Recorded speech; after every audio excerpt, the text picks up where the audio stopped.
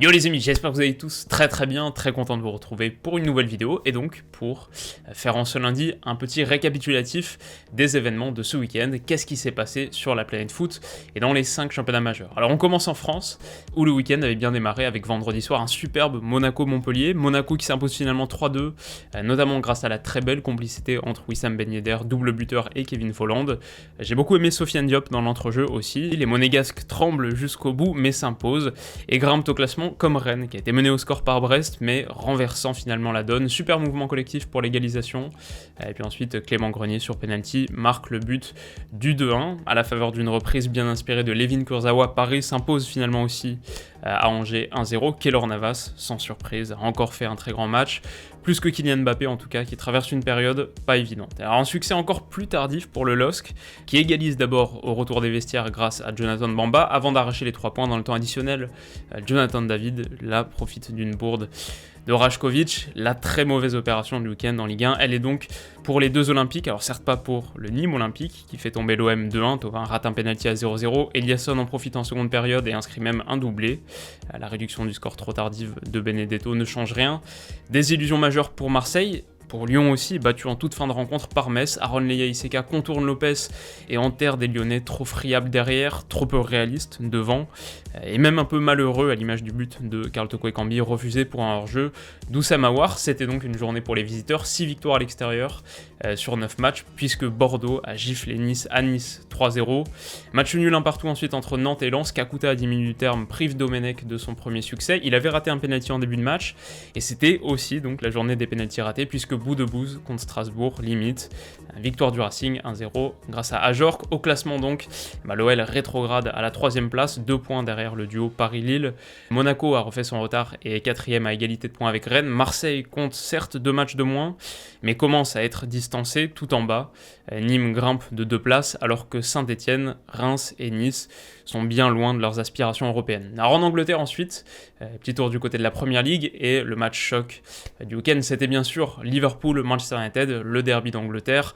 Un choc assez décevant finalement, le plan de jeu assez fermé de Solskjaer a considérablement gêné Liverpool et aurait même pu être couronné par une victoire, car si United a globalement subi, c'est aussi United qui a eu les plus belles occasions, et Bruno Fernandes par exemple n'a pas été loin de leur donner la victoire. Manchester City qui s'impose 4-0 à Crystal Palace, ça c'est sans doute la très bonne opération anglaise, très bonne opération pour les hommes de Guardiola, bien lancé par ce délicieux extérieur de Kevin De Bruyne, sa 100e passe décisive pour City. Le 2-0, lui, est l'œuvre de Gundogan, 6ème but de cette saison, 4 sur les 6 derniers matchs de Premier League, très grosse période pour lui, et puis doublé de Stones pour le 3-0, magnifique coup franc de Sterling, 4-0, Man City donc se replace comme Tottenham, victorieux de Sheffield United à Sheffield United, 3-1, le 12ème but de la saison pour Kane, et c'est un top but, mais alors que dire de celui de Tanguy Ndombele, un lob en extension de toute beauté, quel toucher. Pour finir, on peut aussi dire quelques mots de la victoire de Leicester contre Southampton, 2-0, du succès tardif de Chelsea à Fulham, 1-0 grâce à Mason Mount. Arsenal reçoit Newcastle ce soir, mais les Gunners restent très loin du sommet, où United donc reste en tête, 3 points d'avance sur Liverpool, mais City pourrait leur passer devant à la faveur de leur match en retard. Distinction également pour Leicester sur le podium, et pour Tottenham qui limite finalement la chute et reste en embuscade. Chelsea est 7ème, Arsenal 11ème, Leeds 12ème, et les Wolves, défaits par West Brom, 14ème. Alors on enchaîne en Italie, beaucoup de gros matchs en Serie A ce week-end, et ça a commencé dès vendredi d'ailleurs par le derby de Rome. Grosse victoire de la Lazio, 3-0, une erreur flagrante derrière pour l'ouverture du score, une situation confuse bien conclue par Luis Alberto dans la foulée, et puis le sniper lazialiste sauf même un doublé en seconde période. À noter un très grand Lazzari sur ce match. Le dimanche avait également bien commencé, 2 jours plus tard par le succès écrasant de Naples contre la Fio, 6-0. L'ouverture du score d'Insigne au bout de 5 minutes donnait le ton d'un match absolument survolé par les Napolitains. Quel ballon ensuite d'Insigne pour Lozano sur le 3-0, et Zielinski qui fait une belle saison se mêle également à la fête. Enfin, moment majeur du week-end, c'était il y a quelques heures à peine, c'était hier soir, Inter-Juve, le derby d'Italia, et là, première victoire de Conte contre la Juve et un match très abouti des interistes.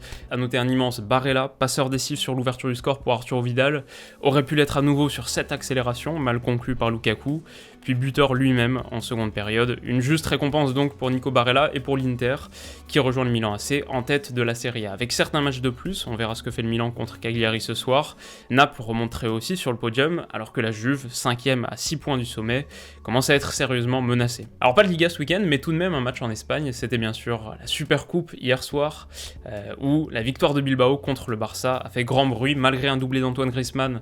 Bilbao revient à chaque fois, dont le but du 2-2 à la 89e. En prolongation, cette merveille d'Iñaki Williams offre le titre à l'Athletic. À noter le premier carton rouge de sa carrière au Barça pour Messi, c'était à la 120e minute à la suite de ce geste d'humeur. Et puis voilà, globalement un très beau succès pour les hommes de Marcelino, tombeurs successivement du Real en demi et du Barça hier. C'est à l'image d'une drôle de saison 2020-2021, décidément pas avare de surprise. Et puis enfin, on termine avec l'Allemagne, ça avait déjà bien commencé, c'était vendredi également, ça avait bien commencé par la victoire surprise de l'Union Berlin contre les Leverkusen à la 88e minute, un petit hold-up, 1-0, et puis duel du très haut de tableau également entre Wolfsburg et Leipzig, 2-2, où Weghorst répond à l'ouverture du score de Nordi Mukiele, mais ça finit à 2-2, match nul également entre Dortmund et Mayence. Quel but pour l'ouverture du score d'Oshtunali, Meunier égalise sur une erreur de relance, mais Marco Reus rate son penalty dans le dernier quart d'heure. De manière générale, de gros soucis devant, 16 ballons touchés par Erling Haaland en 90 minutes, c'est pas suffisant, et derrière, c'est le Bayern qui en profite, même sous la neige.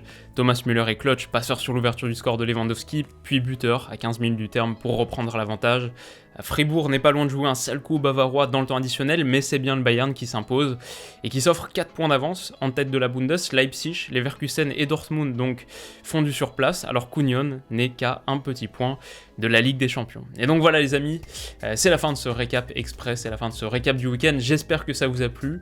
Si c'est le cas, vous pouvez mettre un petit pouce bleu. Si vous voulez pas rater la prochaine vidéo où on entrera encore un petit peu plus en détail, on analysera un peu plus de choses, un format un peu différent qu'aujourd'hui, mais si vous voulez pas rater la prochaine et toutes celles qui arrivent cette semaine, vous pouvez aussi vous abonner à la chaîne, ça me fait très plaisir et ça m'aide énormément. Alors on se retrouve bientôt, passez une excellente journée, soirée et une très bonne semaine qui arrive, prenez soin de vous et de vos proches, et donc on se retrouve très vite, bisous.